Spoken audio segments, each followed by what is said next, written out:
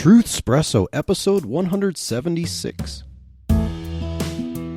Face it, we all would rather sleep in this morning. That's why God gave us espresso, to kickstart our zombified corpses into hyperdrive. And now, giving your mind and soul the morning shot of truth it craves. This is Truth Espresso with Daniel Minnick.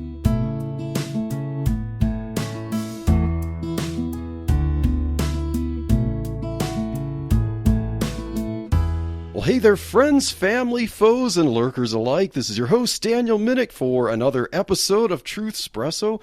And I'm actually in kind of Studio 3 right now, just so I don't take up Studio 1, which happens to be our where we might need to dispense vitamins and so on for the kids so that they can go to bed in time. But I have a guest with me on this episode, a special guest. His name is Conley Owens, and he is on the pastoral staff at Silicon Valley Reformed Baptist Church. And what's also interesting about him, from my perspective as a software engineer, he is a software engineer at Google, and so I bow to you. Conley is also the husband and father of 7 children. My wife and I have 4 children. So we just had our 8th on Saturday. Oh, yes, and I was about to ask you about that because listening to interviews, your 8th was due in April, and so I'm like, wait, this is April, when is it? So I got to update your bio then. You're the father of 8 children, and as a father of 4, I bow to you.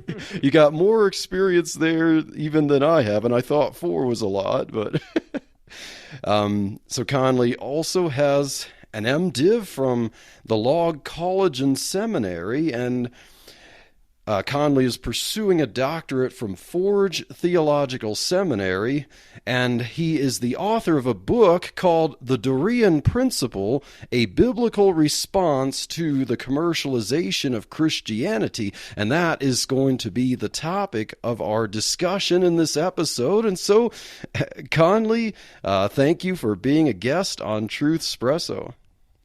Yeah, thanks for having me. It's a joy to be here. Well, thank you for being with us, and it is something I would like to do more often, have more guests on, and my wife is my co-host, and having kids, we will often record our episodes on a Friday evening or Saturday evening, like around, say, 10:30 to 11 p.m. starting recording, and so, yeah, those could be late nights, but yeah, it's nice to have another guest. And so, Conley, I often ask my guests to give their testimony, their Christian testimony, how they came to know Jesus Christ as their Savior. So would you like to do that for us, Conley? Yeah, absolutely. So when I was a kid, I was raised in a Christian home, and I had a habit of, my brother and I would get in trouble, and he would be blaming me for everything. I would be blaming him for everything. And one of these times my dad sat me down and explained to me that, not everything is other people's fault. Sometimes it is my fault. And it's hard to know if that was the exact moment, but I think that was the point when I finally realized the purpose of the cross. I understood that Jesus died for sins, etc. But it was really then that I realized that the way of dealing with guilt was not by blaming others, but instead by confessing it and recognizing that when you are honest about it and trusting Christ, that he bears that penalty for us. So I wanted to put that blame on everyone else and have them bear it. But, Jesus was already willing, when I confess with my mouth that Jesus is Lord and believe in my heart that God raised him from the dead, I was saved. And so it was, I was pretty young at that point, probably maybe only even 5, but there's more to the story, I guess. If you're interested in more to the story, growing up, eventually I did my first internship in Austin, Texas. I was working at IBM there in Austin, and it was the first time I had a real job, first time I had real money. And I kind of was of the opinion at that point in my life, there shouldn't really be denominations. Everyone should just say they're from, they shouldn't say they're from Paul or Apollos, but, we should just go to whatever church is most convenient and do the best we can there. And there's something true about that, and that, we shouldn't have like this, I don't know, consumeristic mindset towards church. But I ended up going to this church where I was giving more money than I'd ever given a church, because I had more money than I'd had before. I was giving them more time than I'd ever given a church before. I was with them probably 4 nights a week at least. And anyway, about a month into this, I realized it was a cult. And and I realized, oh wait, maybe these labels do matter, and I should kind of figure out a little bit more about what I believe and what what I want to be investing my time and resources into. So that was a big inflection point for me. It was then that I really started studying the Bible more seriously, and thinking about these things a little more deeply. Oh, cool. Amen. On your testimony there, Conley, and so as we're going to talk about your book, the Dorean Principle, what's the basic idea of the book? And I've read through the book and skimmed through it, but could you tell our listeners what's the basic idea of the book? What is the Dorean Principle? Sure. So Dorean is the Greek adverb that means freely. Jesus said in Matthew 10:8, freely you received, freely give. Now, right after that, in the next 2 verses, he says that the worker is worthy of his food. So this book is about how you hold those two things together. How do you say that the worker should freely give, and also that he's worthy of his food? Because it sounds like, if you don't have a good resolution to this, it sounds like Jesus is saying that ministers shouldn't get paid, and they also should get paid. Now, that's not the case, that Jesus is contradicting himself. He has certainly something in mind here.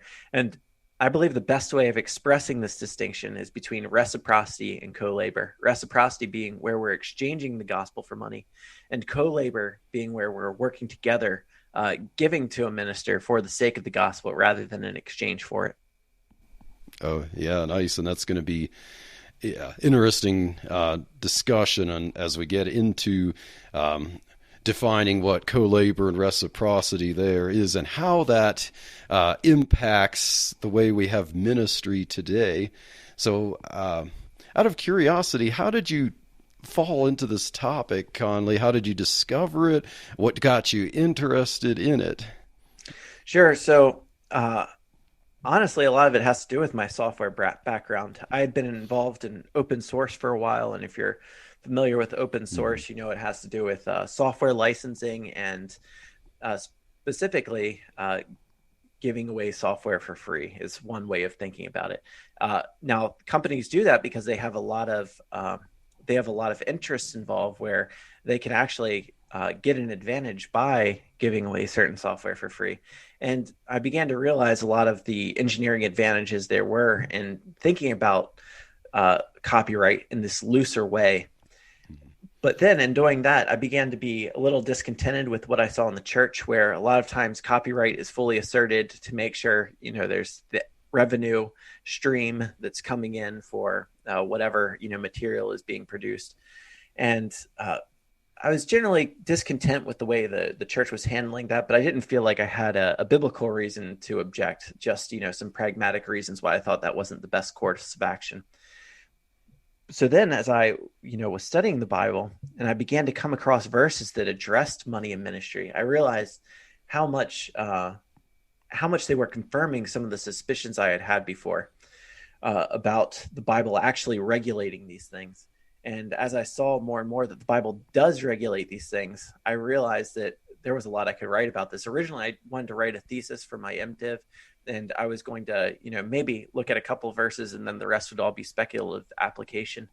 But soon I discovered that, boy, Paul just never stops talking about money in ministry. And there's just so much in the Bible written about this that really only a small part of my thesis needs to be application. A large portion can just be looking at all the texts that very directly have a lot to say about restricting the sale of ministry.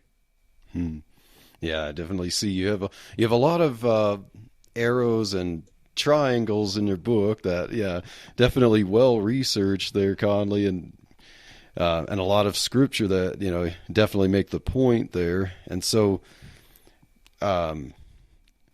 just kind of a softball to pitch your book. Is this really about Benny Hinn and Kenneth Copeland and the rest of the prosperity teachers fleecing TV viewers, or is it about much more? Like, does it really hit home for a lot of us that we consider ourselves evangelicals and so on? Right. So yeah, that's, if you read the back of the cover, that's kind of what I suggest, is that, it's very easy for us to point fingers at these guys who are obviously doing things wrong when it comes to money.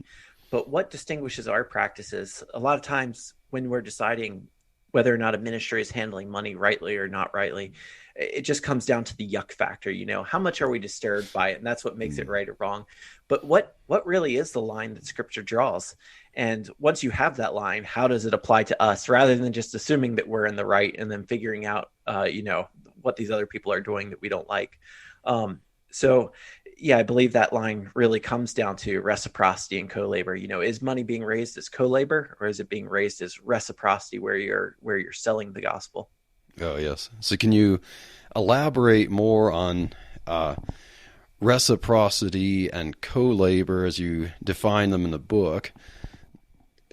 Sure. So yeah, real quick, just to throw a verse out there, 2 Corinthians 2:17 says, "For we are not like so many peddlers of the word, but as men of sincerity, as commissioned by God in the sight of God, we speak in Christ." So Paul very directly says, we shouldn't be peddlers of the word. This is not what we should be doing. We shouldn't be selling these things. So to go ahead and give you more of a technical definition of co-labor and reciprocity. So ministerial reciprocity is support, material or otherwise, given to a minister out of a sense of direct obligation for his ministry of the gospel. Ministerial co-labor, therefore, is just support, material, otherwise, given by a man to a minister out of a sense of obligation to God to honor or aid in the proclamation of the gospel. So it has to do with where the felt sense of obligation is. Is it to this man as though he's the source of the gospel, or is it rather to God? And because God would have his workers to be supported, I give to those workers. And a good analogy for this, Paul makes a lot of analogies in 1 Corinthians 9, and the most hard-hitting analogy that he makes is the one between the Levites and the Israelites, right? The Israelites, they have an obligation to support the Levites, but is that a direct obligation, or is it an indirect obligation? And if you consider, how is it the Levites were supported?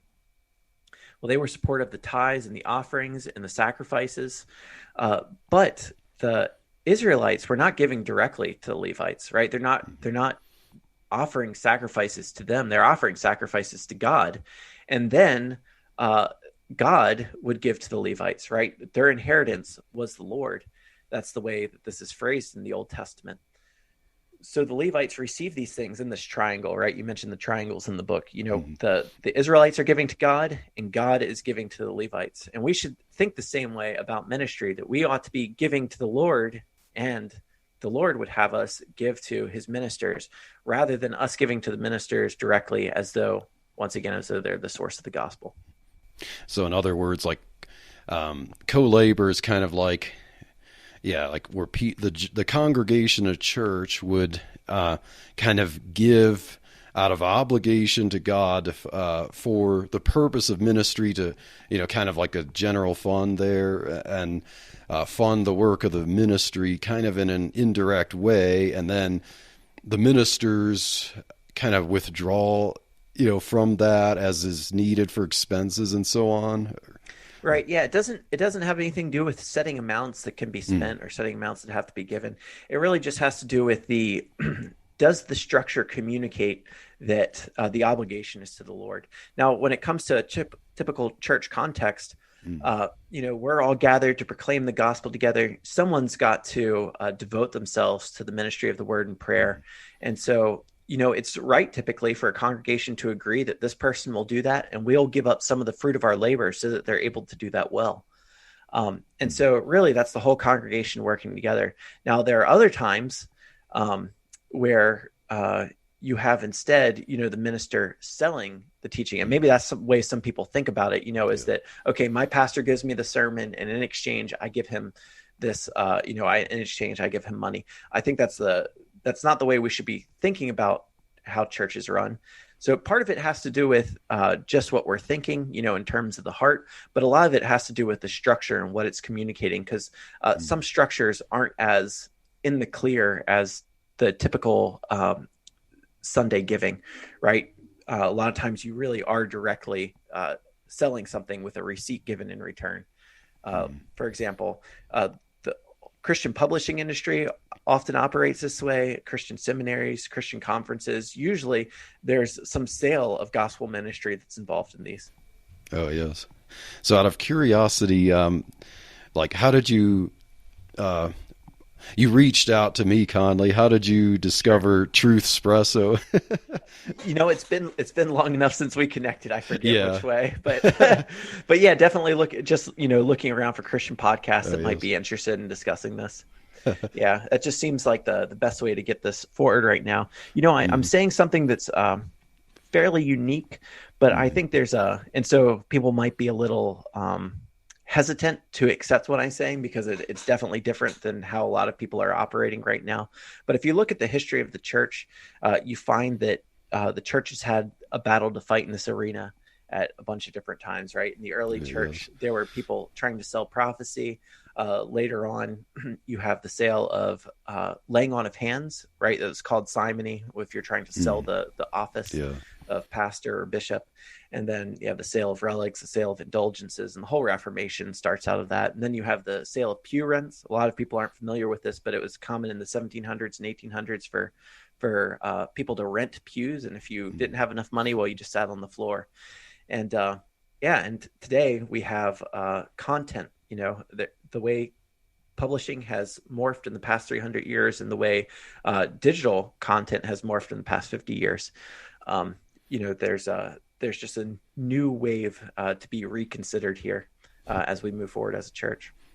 Oh, yes. And reading your book it's definitely eye-opening. And I don't know if you know, Conley, that I'm the author of 2 books. The first one in 2011 is called Freedom to Give, The Biblical Truth About Tithing. And I take a kind of a anti-modern tithe teaching position in the book. And then recently, last year, I self-published a book called, now my mind's going blank. When the Watchtower Knocks. Oh, yeah, you got it. Thank you. When the Watchtower Knocks, discussing an encounter with Jehovah's Witnesses. And so, of course, reading your book, and then I'm thinking, I'm kind of in trouble here, but yeah, we're going to work our way through this. And in an email exchange, I remember I mentioned that I wanted to find a way to, give out copies, like I want to donate, because the publisher of your book is First Love Publishing, and they actually sell books for free. Basically, they have a storefront on their website, and you put the book in your shopping cart, and the price is $0, the shipping is $0, and so that's how I got my copy of your Dorean Principle generously mailed out to me for free. But yeah. So I definitely have a lot to think about regarding my 2 books. I know my first book was not self-published. It was with a small trade-back publisher. So, as something happened with my video there. Let me start it up again.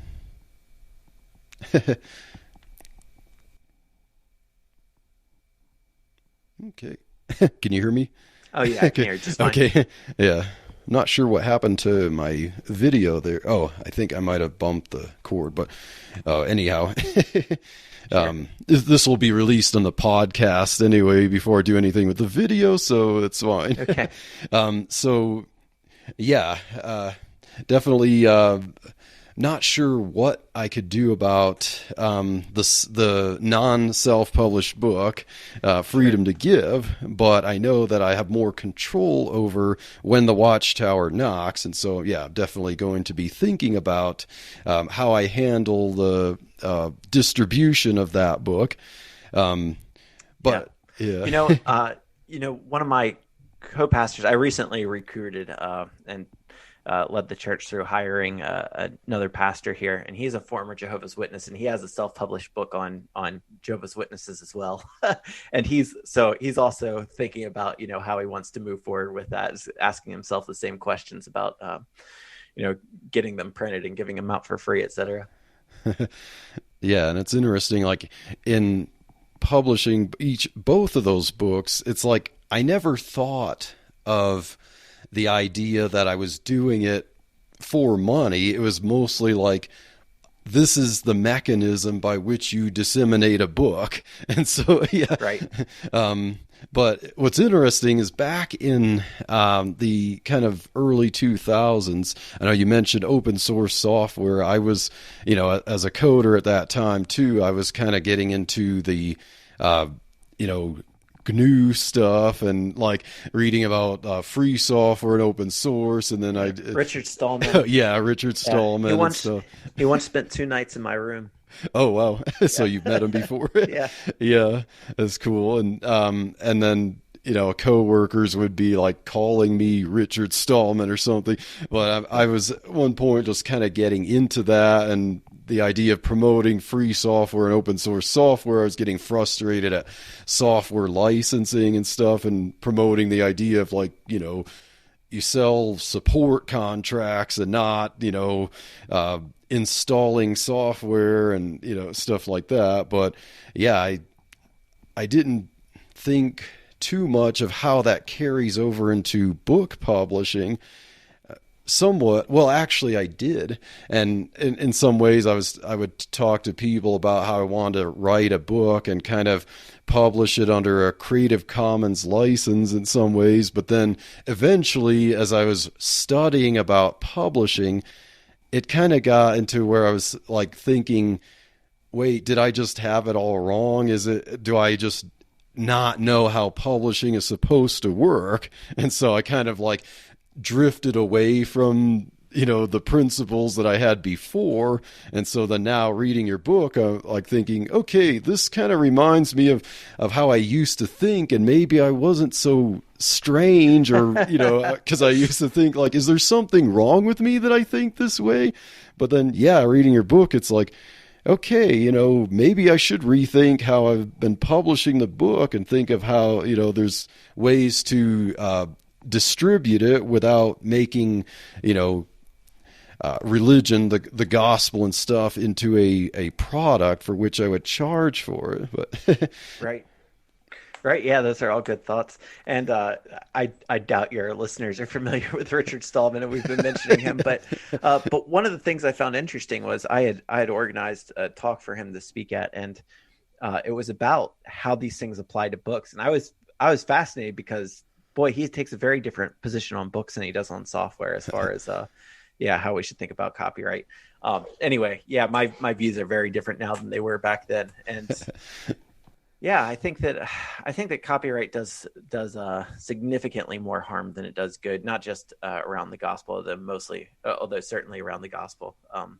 But it definitely does a lot of inhibiting innovation. So I have a question from my Freedom to Give book. I'm curious how does what's your view on tithing in the church, and how does it relate to the Dorean Principle? So if by tithing you mean 10%, then and it looks like the main position of your book is that we don't have to exactly give 10%, right? Yes, there's no calculated amount or floor or ceiling or whatever. It's freely giving. Yes. Yes. Yeah. I mean, ideally we're giving generously, and I do think I certainly think there's cause to talk to a church member who maybe being unfaithful in that area. So I wouldn't say that it's so personal that it's just out of the question to encourage a brother. But yeah, as far as the Dorean Principle goes, giving on a either weekly or monthly or whatever it is basis, ideally that's how most co-labor would happen. That we wouldn't have to resort to other models where we end up selling, but week by week as the church gathers, it's gathering and co-laboring, offering resources to the Lord. Now, you asked me what I think about tithes, and I find that an interesting question because I've been doing more history research lately. I did a lot of history research for my thesis on this topic, but I've been doing more lately, and I've realized that in a lot of church history, what was meant by the word tithe was specifically the government enforcement of 10%. Yeah. So there would be a lot of people who I agree with who were opposed to tithes in a different way, right? It wasn't the amount they were quibbling with so much as it was whether or not these things happened through the state versus through some other mechanism. And I'd agree with that too. If you're not giving freely, you're not, if you're not giving voluntarily, it's not really out of a heart of worship. Ephesians chapter 4, verse 25. Therefore, laying aside falsehood, speak truth, each one of you with his neighbor, for we are members of one another for his name's sake. What's up, everybody? I'm Jamal Bandy, the host of the Prescribed Truth podcast, where I seek to distribute the truth that the doctor prescribes to the church and the world today. The Lord graciously brought me out of a cult in 2010, saved me in 2013, and in 2017, Prescribed Truth began. My mission has been to spread the truth of God's word while refuting dangerous lies affecting most churches and the culture at large from a biblical and reformed perspective. Join me on Sundays at 6 p.m. Eastern Time for the live recording of the podcast on YouTube, and download the audio version wherever podcasts can be found, including the Christian podcast community. If you would like to know more about Prescribed Truth, please visit my website at prescribedtruth.com. And remember, this world is full of errors, but the only thing that the doctor prescribes is truth. Blessings.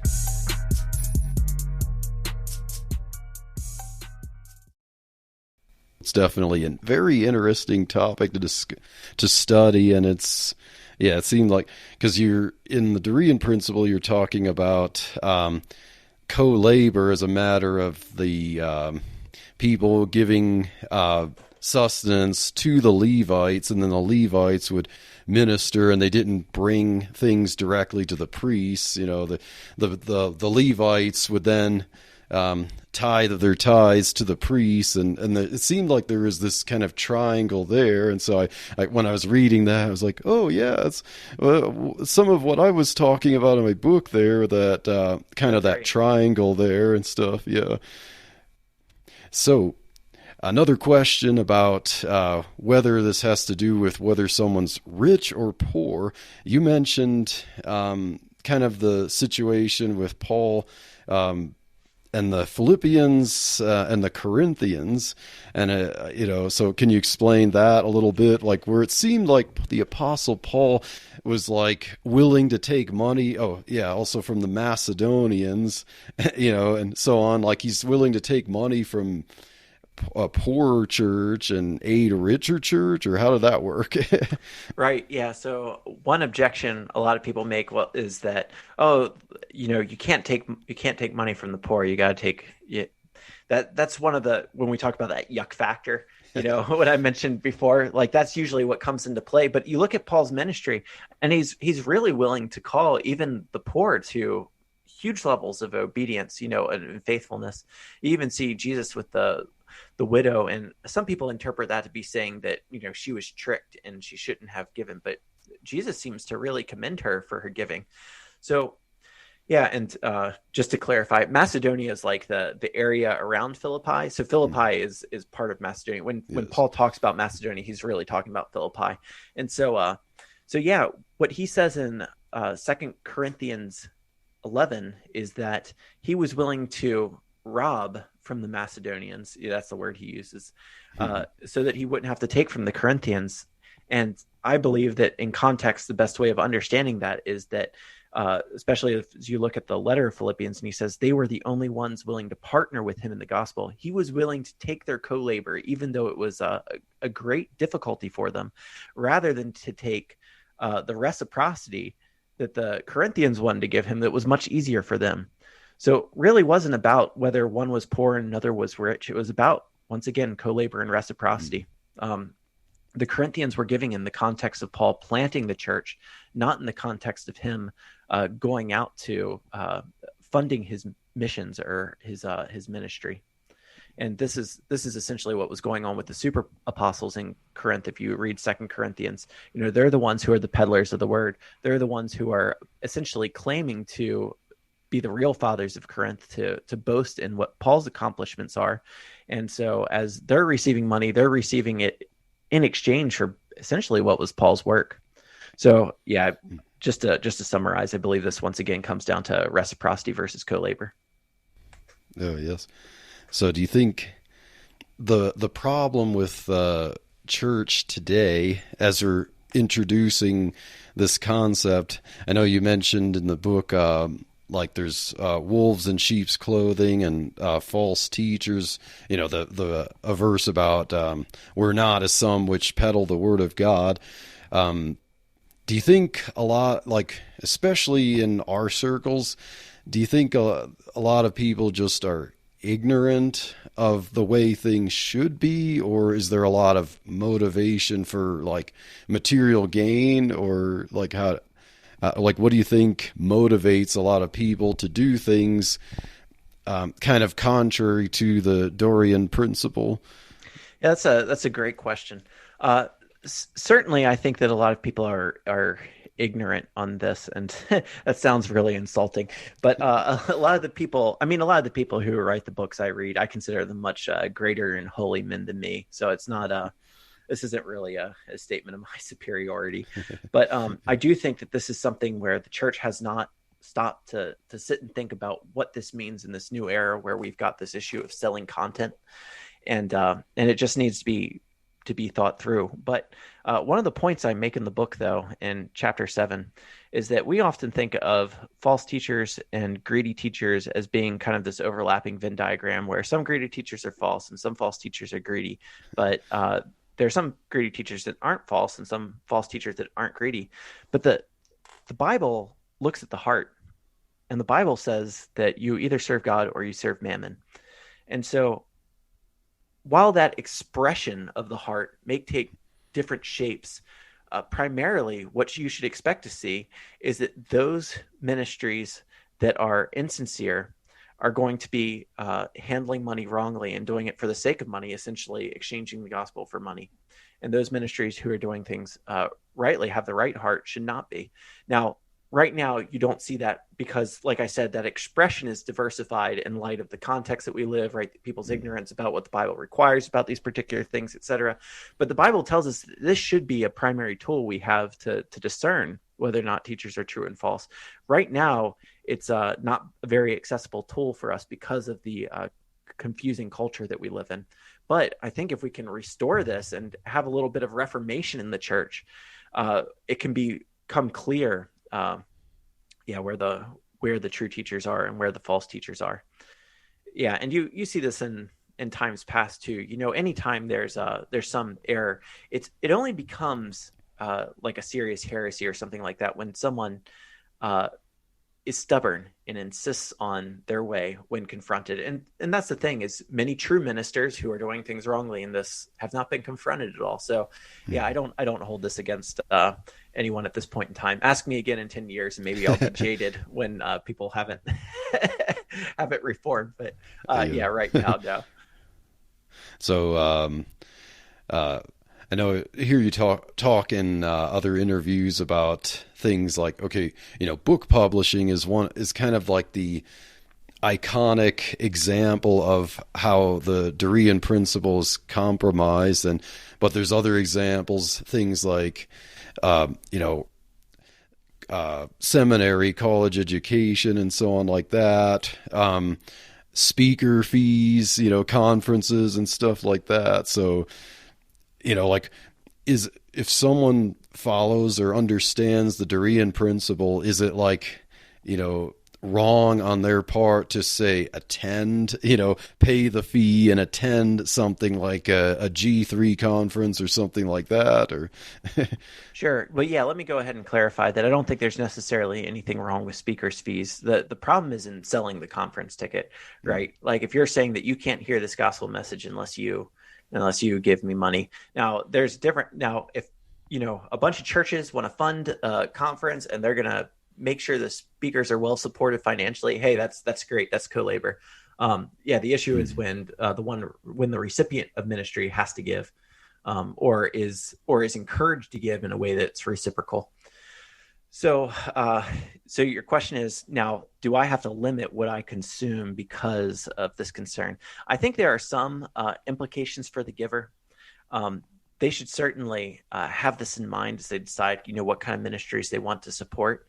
At the same time, you don't have a lot of options when it comes to particular conferences or particular books, right? If this book is written about this and it's got good content, you don't really have many options. If this conference, you're going to benefit from it and there's not really an obvious replacement, well, you don't really have a lot of options. So I don't think that I think that we should certainly be concerned about supporting a system we shouldn't support. I do personally, I've chosen not to invest in Logos, for example, the Bible software.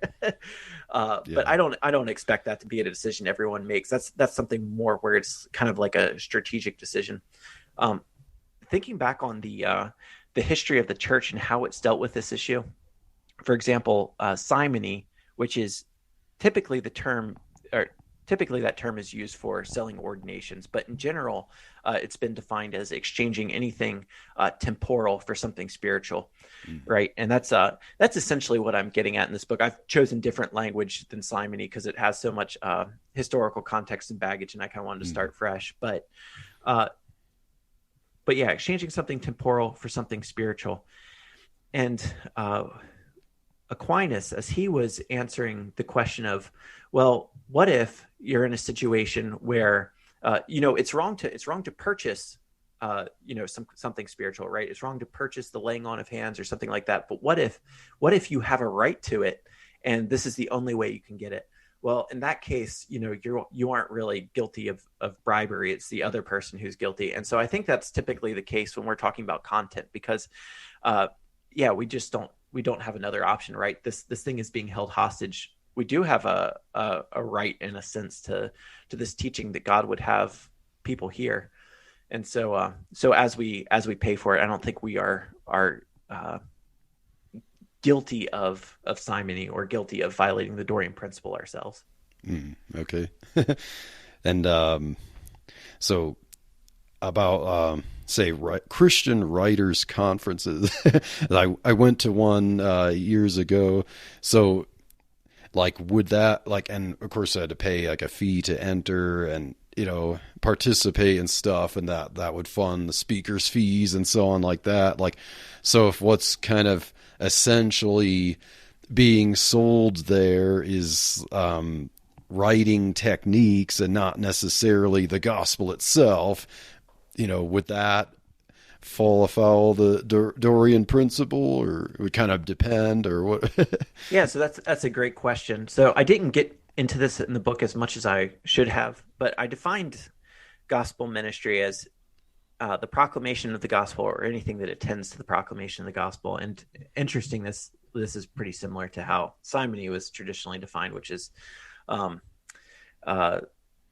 selling anything spiritual or anything annexed to spiritual things. So yeah, if you're selling something that is the gospel and then putting other things onto that and then selling those things, even selling those other things is a problem. However, yeah, if the essence of what you're selling is writing technique and you want to frame that in a Christian context, and you want to make this a place where, people are going to have more of a social connection because they have a spiritual connection, I don't see any problem with that, because you're right. What's being sold there would not be the gospel, even if you're using, a gospel framing for things. The essence of what's being sold is not the gospel. So yeah, and that can get difficult to discern, right? Because these things are kind of on a spectrum. At what point does this become gospel ministry? At what point is it not? There's a thought experiment I occasionally mention where, let's say you were selling a birthday card and you put a Bible verse on the birthday card. Well, that doesn't make the birthday card now gospel ministry. But let's say you put another Bible verse on it, and then another, and then another, and you add pages until it like becomes a whole Bible. At what point? It's quite the birthday card. Yeah.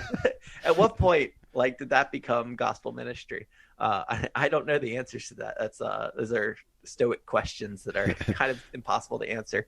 But so I'm not saying this is always easy to discern. I'm just saying that there is a line somewhere, and we need to discern it as best we can. And these are the parameters by which we should.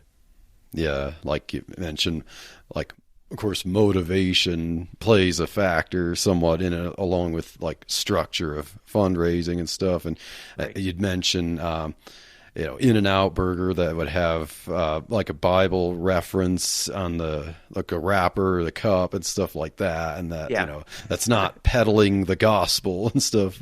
Right. Or what about someone who like is a Christian who has a business selling, say, T-shirts with like just phrases or verses on them? Would that would that fall in any way, or you think? Right. No, yeah, that would just be, I mean, there's the essence of what they're selling is the T-shirt. I don't think there's any problem there. Now, I do think it's worth considering distinguishing ministering entities from non-ministering entities. What I mean by that is like, it's kind of confusing when a church starts raising funds by selling things like T-shirts or whatever, right? Because then, it's starting to become a bit of a business there. But then at the same time, I would totally support a church that wants to, like rent out its land or whatever. So it gets confusing, I guess. But I just think it's worth drawing some hard lines so that you make it clear you're not trying to sell anyone the gospel. Oh yeah. Yeah, definitely. It's a good, even if we're not perfectly, understanding in every case, it's that lens, that purpose that we're looking at, trying to, it's not one of those, as you said, it's the Dorean Principle, not law, but it's a way to filter your actions and stuff by like, am I living up to this principle and so on? Right. Yeah, that's a good way of saying it, I guess. I would like people, as they read this book, to not think too critically about my applications at the end. I mean, certainly, be a critical thinker, but, but, if you don't agree with some of the conclusions I come to on application, don't throw out the principle, right? Like judge the principle on its own merits. And if we come to different conclusions on how to apply it, that's going to have, it's going to have to be that way. We're not going to, not everyone's going to come to the same conclusions, but I really am hoping that the church at large can come to the same conclusions on the principle, even if not on the application. Oh yeah, for sure. So as a podcaster, like I know you mentioned things like, the internet is providing things that make it easier kind of to follow this principle with technology, like say donation sites, like things like Patreon and stuff. That's a way to accept donations without like directly charging for a product and stuff. And, like say if I wanted to set up a donation site like Patreon where I'm not like selling something, but just, hey, if you like this and you want to support me and you'd like to see me continue, it's kind of giving a nod with whatever, you'd like to give and stuff. Like would that be consistent with the principle? Yeah, absolutely. I think that's generally co-labor. What you would want to avoid is, any language that's reciprocal in nature. Yes. So anything where you're saying, you've benefited from us. Now, how about consider giving back, or if you, a lot of times Kickstarter or Patreon will encourage you to use perks, right? Where you say, if you give at this level, then you get these extra videos that only my best subscribers get to watch. And then you're teaching in private, or doing something like that. That's and then at that point, you're selling teaching once again. Oh yeah, that was going to be my next question. Like, okay, you have Patreon or buy me a coffee or something like that, and of course not like pestering or saying, I'm not going to continue to do this unless you cough it up and donate and stuff. But like, okay, so like say Patreon, they have the different levels, and yeah, you mentioned the perks. So like, perks like that, like getting a mug or a T-shirt or something like that in exchange for a donation might kind of like, be a little iffy there. But when it's something physical like a mug, it's iffy. But when it's teaching, right, which a lot of ministries do, they give extra teaching to those who pay certain levels. That's when it's definitely violating that line. Oh yeah.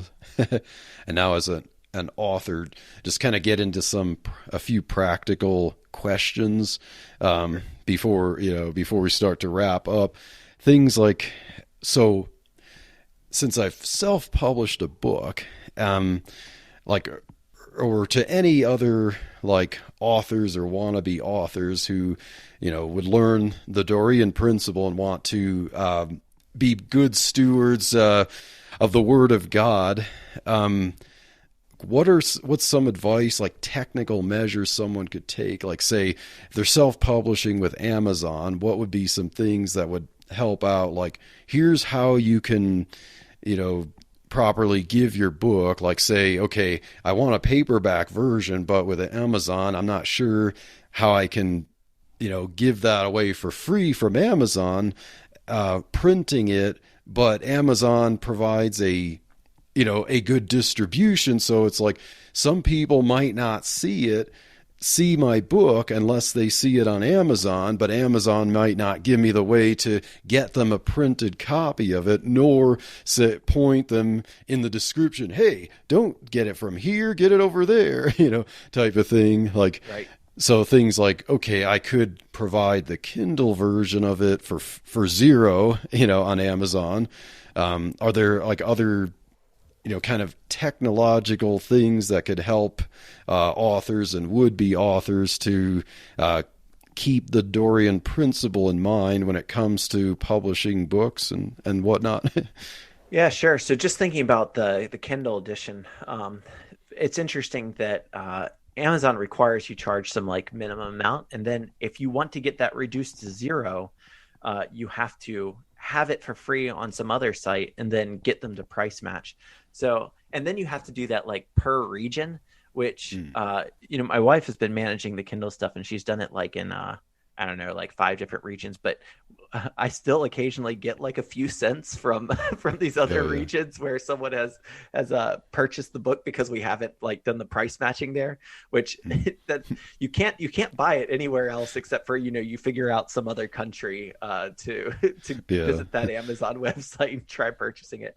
As far as what do I think about like print on demand or something like that? I think that's what you're pretty much asking about. So this is actually how the church used to operate prior to the 18th century, because there wasn't a royalties model until the 18th century when you have the advent of copyright. And prior to that, what would happen is that the author was really interested in getting his work out there. Maybe they get funded if they put a dedication in the front, and that queen or whatever would support them. But generally, they just wanted to get the word out there. And then the publisher was the secular entity that just wanted to publish whatever would make them money. So I don't think there's any inherent problem with using print on demand and setting it so that you don't get anything, and then Amazon is just they're the ones charging for printing, and they're the ones charging for shipping. My publisher really wanted to make it clear that we were giving this for free, and so they wanted to bear all that burden. And I think there's something very very good about doing that, and so I'm really happy that we're able to do that. However, I don't think there's a principled issue with someone using a print on demand service where it's some secular entity that's charging for printing and shipping. Okay, so would I have to set, say, the sell price of the paperback on Amazon to the print cost or something like that? Or right, yeah, would it be sufficient? Yeah. Like, okay, unfortunately you have to pay a certain price for the paperback if you get it through Amazon, but the content's still available if you get it on Kindle for free. So there's that. Sure. So that's another question is, why is it why is it necessary that why can't I just give the content away for free? And then, the book is more of like a luxury item. Why don't we sell those? Well, the issue there that I see is, if you look at what Jesus and Paul said about their ministries, and Jesus says freely give, and that's in the context of the disciples doing miracles, right? He says, heal the sick, raise the dead, cleanse lepers, cast out demons. You receive without giving, give without pay. So if they were to not charge for the gospel, but charge for the miracles, they'd be violating what he said. These things that attend to the gospel, they're also supposed to give it freely, right? And like I said, simony was traditionally defined as, selling anything even annexed to spiritual things. Now, is the paper annexed to a spiritual thing? I would say it is. And just to give that other example from Paul's ministry, Paul didn't say, well, as long as you pay for my ship ticket and as long as you pay for my room and board, then I'll minister freely. He wouldn't even accept free room and board, right? He refused those things because he considered them so annexed to his ministry, that so attendant to his ministry that he could not charge for that either. And so I see the paper as being like, Paul's room and board. You can't charge for that and then say you're not charging for ministry when that's part of the ministry.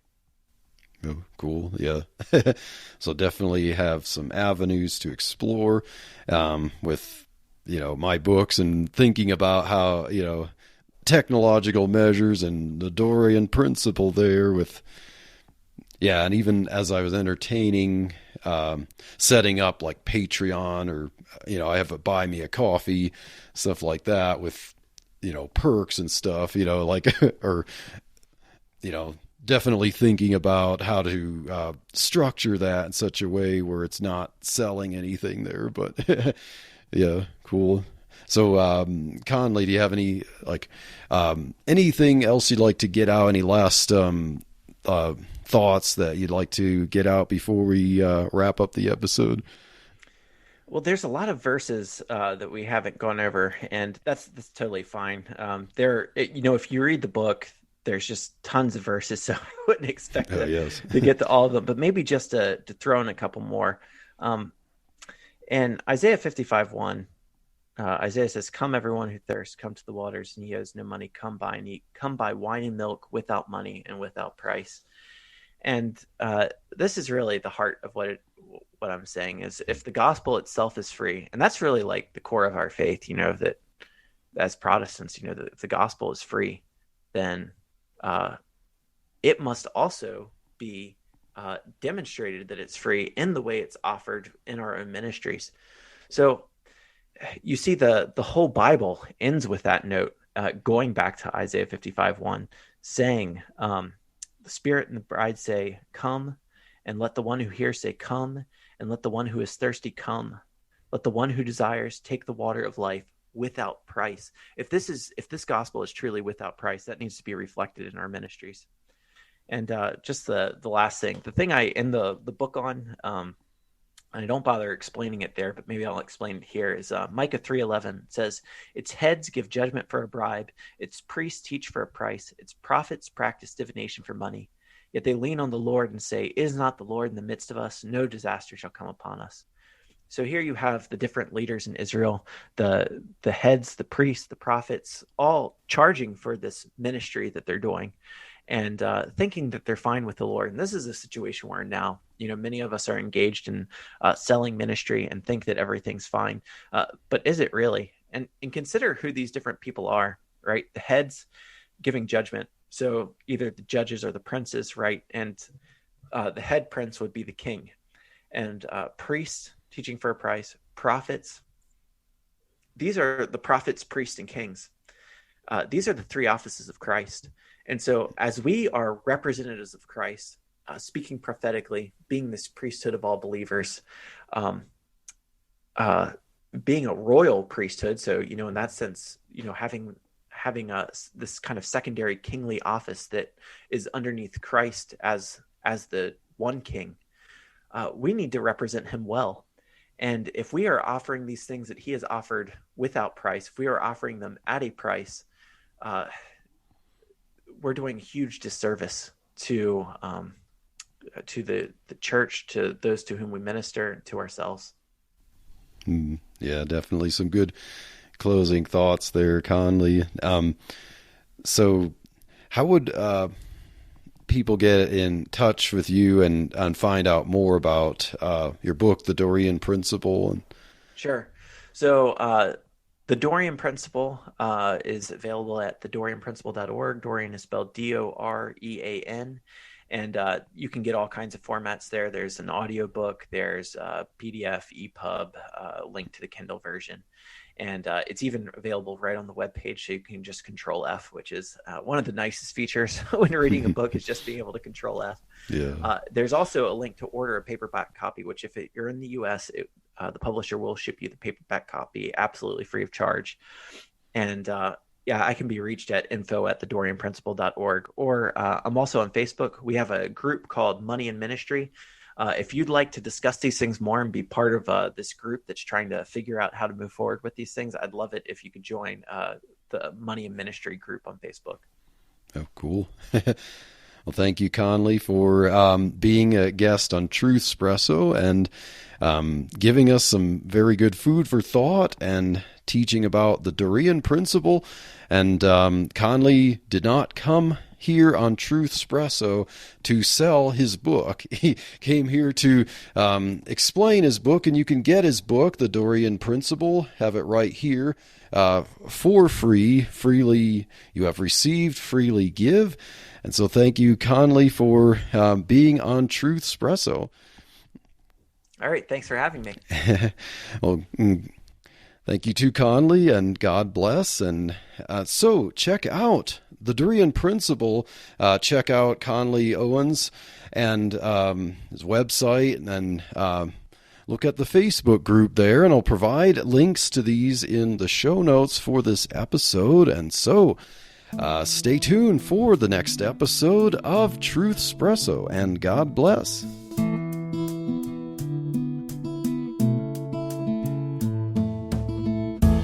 Thank you for waking up with Truthspresso. Good morning, and God bless your day. Hey friends, Daniel Minnick here again.